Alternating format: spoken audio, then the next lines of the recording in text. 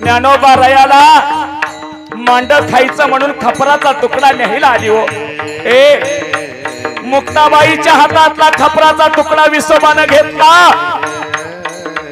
आणि पायाखाली चिरडून टाकला. मायबाप, काय अवस्था आहे माझ्या मुक्ताबाईची. डोळ्यात पाणी.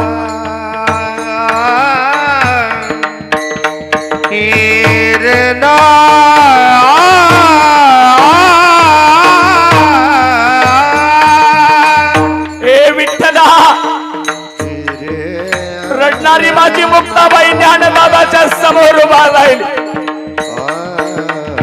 ज्ञानोबा रयानं सांगितलं, ए मुक्ते, ज्याच्या आई बापाला देहांत प्रायश्चित्त घ्यायला लावलं तो समाज कुठून खपराचा तुकडा देणार आहे. संन्यासाची पोरं म्हणून गावाच्या बाहेर हकललं तो समाज कुठून